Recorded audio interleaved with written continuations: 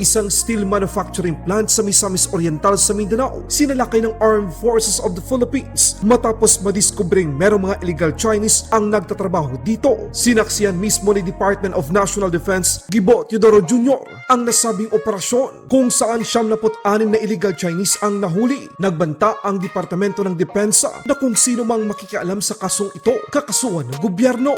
Ng dayuhan pa, no? Nangyayari dito. Second, kung may makikialam dito, binabalaan ko na, kakasuhan ko ng obstruction of justice. Lahat ng sumubok na makialam na hindi tama dito.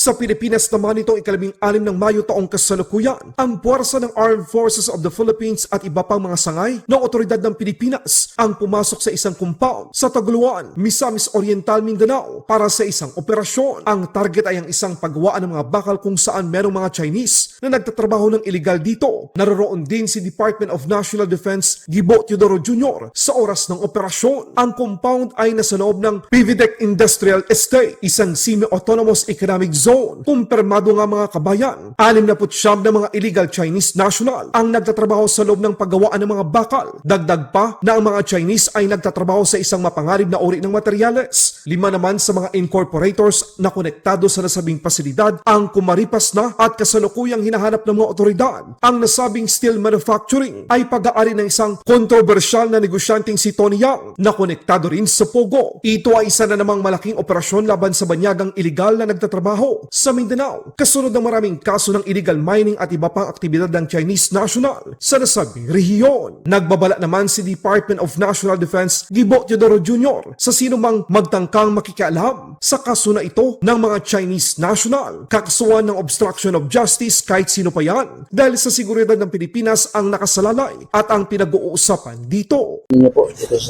Ito'y crime scene pa, no? Okay. Dahil sa repeated violations nito at kahit na, alam na natin, si Tony Yang ang may-ari nito at fake Pilipino yan, tuloy-tuloy pa rin to. Hindi lang violations ng kung ano-anong batas, nilalagay niya sa panganib dahil sa improper working and unsafe working conditions ang mga trabahador na Pilipino. Okay. So, mamaya yung detalye pagkatapos ng inquest ng piskal, magdidetalye yung team na nag-operate dito. Kaya ako nandito, ito PVDEC ito. Hindi dapat nangyayari ito dito, no? So, sa ganang akin sa PVDEC, re-reviewin ko lahat ng operations niyan at sinabi ko na kay Presidente. Dahil semi-autonomous yan eh. Pero sa ngayon na ganitong mga nangyayari dito, re-reviewin ko na mabuti yung mga ginagawa. Sir, ano mga nakita niyo dito? Hindi pa namin pwede i-release yan. Pero alam na namin na hindi tama ang nangyayari dito. Matagal nang nire-report dito. Walang nangyayari. So, humingi na ng tulong ang PAOK sa amin dahil PVDEC nga ito. No? Sir, nag-serve ng search warrant yung India kahapon. Ano pong nasa search warrant po? Mamaya, intayin nyo na lang. Okay. Pero nagsasabi na rin ako, eto, mabuti nang malaman to. Eto, protection din sa mga tao dito sa Cagayan de Oro. No? Dahil ayaw natin malagyan ng ganitong mga practice ng dayuhan pa, no? Nangyayari dito. Second, kung may makikialam dito, binabalaan ko na, kakasuhan ko ng obstruction of justice. Lahat ng sumubok na makialam na hindi tama dito. Sir, we're talking about the residents. May ilang residente din dito nakausap namin. They are worrying about their work since, as per them, good paying daw yung company nila. Well, we understand that. Good paying dahil may tinatago eh. Alright? So, ang OCD, inapasa namin lahat ng nakalista na nagtatrabaho, number 1, inventaryohin nila. Number 2, isasubject sa physical examination. Number 3, kukuha sa DSWD ng assistance. Number 4, ang DOLE, i-re-employ sila at i-deploy sila sa tamang trabaho. Sir, No? we have infos na may foreigners daw. Can we confirm that? Merong foreigners, definitely. Are they undocumented or ano po yung... Yan inaalam pa. Nationality sila, sir. Chinese. Ah, Katulad ni Tony Yang. Matagal na sila dito, sir? Yan alamin pa natin. Ano bang may-ari ko rin si Tony Yang dito, sir? Or it is- Well, yan ang report namin. Kung pinasa man niya, pinasa rin niya eh. Well, so, madali naman magtago ng ari-arian eh. What will happen here, sir, after this? Well, that has to be determined by the court. Okay. Because this is under a search warrant and this is a crime scene. Yeah. So, we will see. No more work for it. No more work tomorrow. No more operations. No operation, definitely. Until we find out and until the court disposes of what happens here. And if what happens here is by nature, the process is polluting, etc., this will close. This will close, definitely. But the people that are affected will be attended to immediately. Alagaan namin yung mga tao na inexploit dito. Kasi illegal exploitation o Pilipinos ang nangyari dito eh. How did we get the info, sir? That they I cannot tell you. I cannot tell you. Ang importante, tingnan natin yung resulta. Sir, may magkasuhan ba, sir? Ilan ba ang magkasuhan? Tignan ano pong natin. mga kaso? Tignan natin. Anong kaso? Tignan natin. Tignan natin. Sir, can we take a quick photo again? Hindi ko masasabi dahil nasa control na ng fiscal itong area.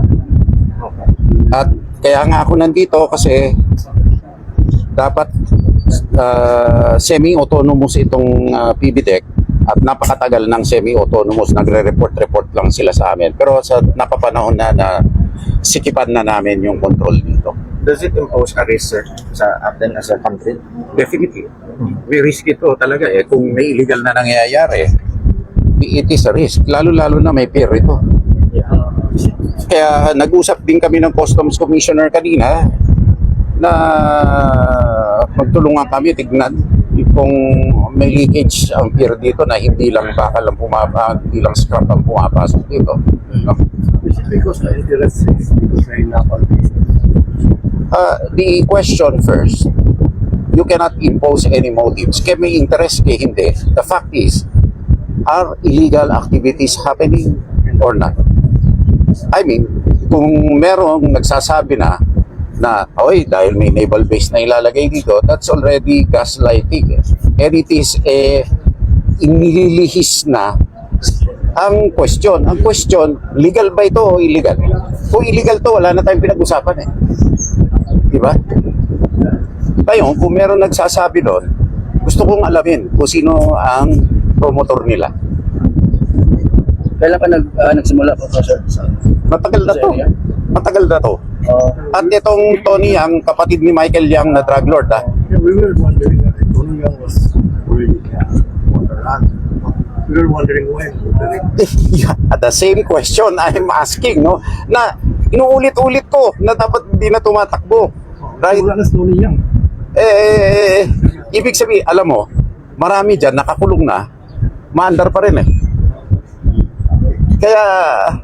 Kaya tinutulungan na rin natin yung ibang mga ahensya na Nature of the illegal operation. mamaya na lang. You know, I don't want to preempt eh. Sir, Pero it ranges from labor, environmental, to other violations. Sir, wala bang nagpa-protect galing sa gobyerno? Huwag na natin sanang abutin na merong ganon. Kaya nga nagsasabi na ako. No? Katulad ng, di ba, pag may darating na bagyo, Yes. mag-warning ka na, di ganun na rin na lang. Di ba? Pero wala kayong nalaman, sir? Wala pa kayo. Ay, wala pa siguro, wala pa naman. Wala pa naman So, may nag-text sa inyo, na nag-abogado. Taga-gobyerno o- Wala naman. No? Wala naman. Ngayon, kung meron man, tuloy-tuloy ito. Okay. At saka kung meron man noon siguro, hindi lilitaw kayo niya dahil talagang maaresto yun. So, anong exact na kaso na isasamba po natin? Tanungin na lang natin yung fiscal mamaya. So yung mensahe niyo po sa mga workers para po na hindi sila Okay. Tony, halika. Tony. Ito si OCD10. Bisayain mo na, Tony, dun sa mga workers natin kung saan sila magpapakita. Tapos dapat i-compare natin sa list, no?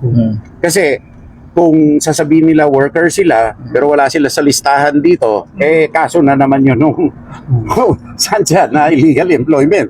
Okay. No? So, eto si Regional Director General Sugarol ang magsasabi sa ating mga workers kung saan sila pupunta at kung anong interventions ang maibibigay natin. Laban Pinas.